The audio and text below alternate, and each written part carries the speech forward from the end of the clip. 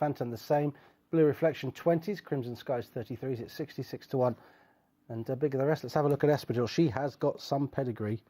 She really is well bred. She's by Brilliant Side Dubawi, out of that very good mare, High Heeled, who herself was by High Chaparral. And therefore you'd think there's a fair bit more to come than what she showed on her debut at Nottingham, although, Dave, she did show a fair bit when she was 5th to Hadith. Yeah, it certainly looks as though she'd improve. I mean, I can't think of any reason why she won't improve, and if she does improve, it looks like she's probably good enough to win this. Look, Nottingham's turf. This is Polytrack. That could be a barrier, but Dubawi's generally switch from one to the other without any any major issues. The market's just told us that she's the one, and really, there's nothing else fancied. Nothing is. The ones that have run now that are left in, with the exception of her, they haven't shown as much, and we're left with an unraced horse of Rafe Beckett. Kaylee's Dreams being the one that perhaps has attracted support, but there's not even really any other horse that's been backed for each way. The fact that there's so many horses at 66 to 1 and much bigger, or up to much bigger, on exchanges suggests there's not a lot of horses considered capable of roughing her up at all. Right, so you look at the pedigrees of Espadrille and compare it with Kaylee's Dream, but they just don't bear much comparison, do they really? I mean, Espadrille, she's by the St. Simon Stakes winner. She's related to a couple of listed winners in Germany. Dubawi's Do Anything. You know, with Charlie Appleby, they've at least galloped on an all-weather surface in the morning, so that's not going to be an issue in the slightest. She did run well, as we see Kaylee's Dream bolting somewhat to the start. He's got her now, but she's certainly gone for a while. It's not far to that mile start, is it, once they come out of the paddock down the chute and turn left, but she's gone a fair way past the stalls. Yeah, and Oisin Murphy's he's done quite well to get her back and turn her around, calm her down.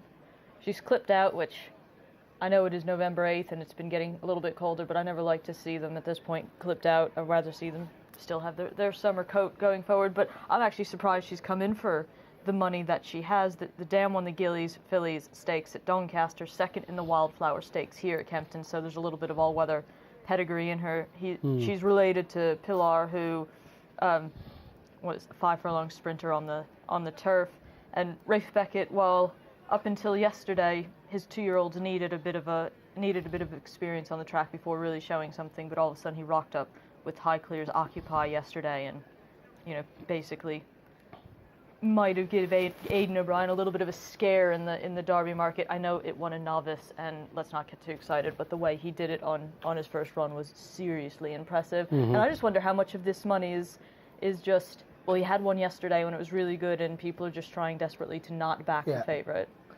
Drifting now on the back of what happened there. Rafina, she's a Street Cry filly. She should love the all-weather, really, and she made her debut on it when she was 9th of 12. But she was pretty green, and she'd only beaten 4.5 lengths, Dave. So, I see her as the main danger of the favourite, really. Not Kate. Well, in terms of the horses that has run, she put up a perfectly adequate debut. The extra furlong might help, and yes, Street Cry. Is Street Cry still around, or is he? Yeah, he's around. There don't seem to be as many of them. He stands in America. He stands at Jonah Bell, Darley Stud in Kentucky. So a lot of them. Yeah, so they get brought over there and come over here. So yeah, but they've always gone on these sort of services. Yeah. So and it's becoming policy of John Gosden to have at least a handful, and some very, very good 2-year-olds to run on the all-weather. I possibly don't anticipate that this is one of the very, very good ones, but I'd be surprised if it didn't progress from its first run. But once we get past Rafina, I would suggest we're struggling a bit. Once we've gone through those front three in the market, I suppose next in is Pink Phantom, Rachel. And Paul, I would actually say Point in Time might potentially be next at that's really big, 66 to 1. 220s on the You need to show you're working on that one. Okay, Point in Time. Here's the workings.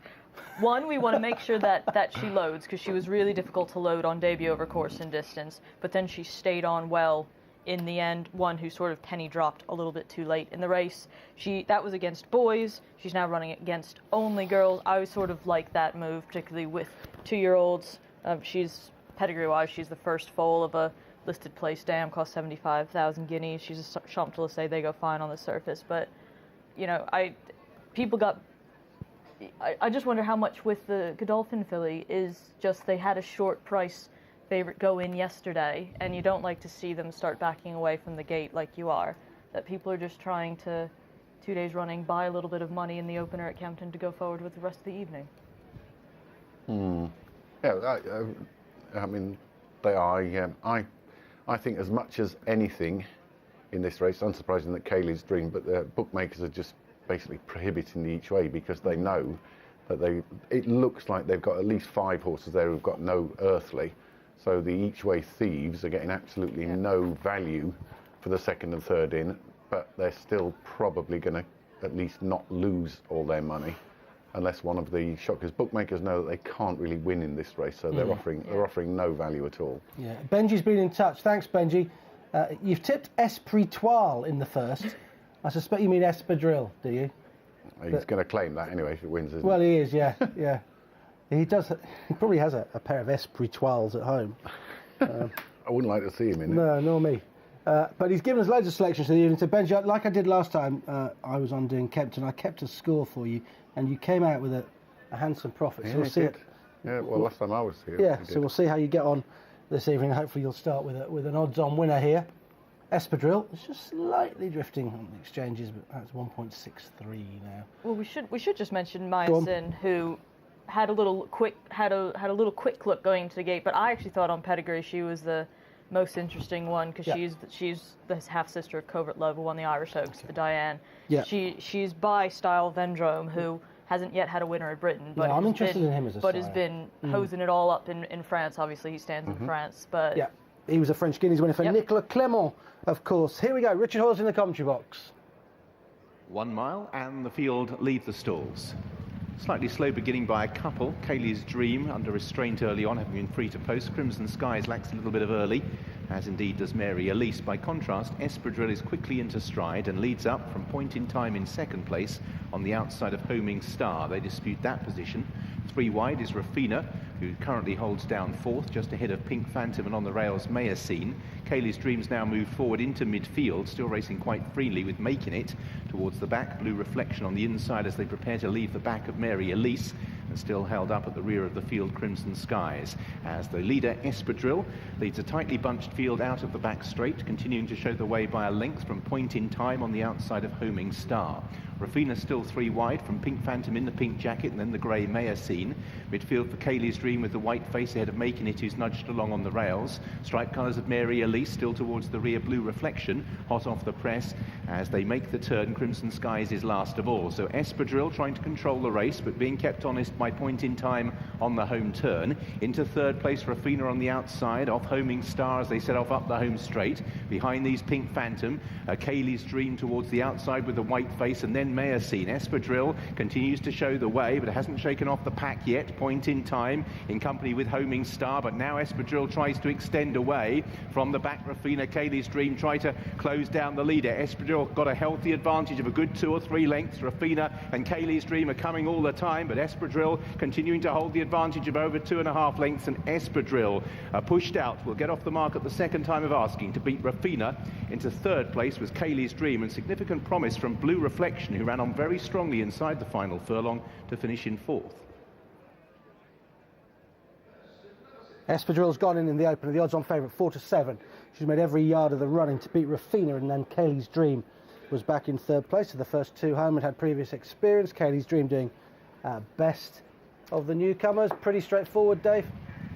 It was as straightforward as it can be here. The race is won. William Buick came out of the stalls, was keen to lead. I think he was ahead after about 50 yards, and nothing ever really troubled it. The only thing that did trouble, and it was clearly only experience because she's running straight as a die there. She was just full of herself early and just wandering a little bit, probably not knowing what she was doing in front. But yeah, she's come on from Nottingham. We don't know what she's beaten. Look, she breaks quite well. You can see William Buick has made his mind up. He's definitely going to lead. And I think even though you did your money, if you backed Rachel's 100 to 1 chance, at least you got a run for certain. And I think a lower grade, or maybe after one run, Mark Usher will get a win out of it at some point. Yeah, and you felt at one point that she looked as if she's a little bit awkward, the winner, and she did when she first came into press. She hung to her right, but I suppose only a second start. You've got to forgive her. Oh yeah, that sort of thing. and she was definitely one that was very purposely noted that on debut she was running incredibly green. I mean, the one thing we knew is that form actually worked, because obviously her stablemate Hadith won the Montrose Fillies Stakes subsequently. It's So a good race, this race now is looking to be a solid performance. I mean, yeah, she's looking around, and sometimes fillies or any horse who either having their debut or have a tendency to be a bit green, Kempton under the floodlights is a little bit much to take in. There's a lot of different stuff going on. I think it looks, having watched the race again, I think it looks as though she saw something and looked at it, and it made it look as though she was slightly pulling herself up. But look, she's entitled to be a little bit green, isn't she? She looks a little bit unfurnished. That actually another winter on her back, she'll shape into a nice little filly. I mean, you know, I'm not necessarily saying we're going to see the next superstar, but she's done this as well as she can. You know, she strided away quite nicely in the end when Buick just asked her ever so slightly, but her ears are still going back and forth. She's still well within herself. John Gosden's Rafina improved from her first run and potentially just ran into one here. There'll be a race for her to win, because one assumes that John Gosden will probably keep her going during the winter, at least till she gets the win. Until she wins, yeah. If you can get a win as a 2-year-old, I think that would be the target, perhaps. I just wonder with her, because obviously the owner, Don Alberto Stables, they have runners in America, and they sent Kunko was their main first horse. He's now in America. Her sister, owned by Don Alberto, Rubelina, is actually Frankel's first winner in America and first stakes winner. So I wonder if get the win here and then ship her over there to Chad Brown or something for the winter season on the turf down at Gulfstream. A lot of money, relatively easy races. Yeah, Charlie Appleby's going great, isn't he? Last 16 runners, he's had 9 winners. They include, of course, QE in Australia. They include Waheda at Del Mar, and 7 others here.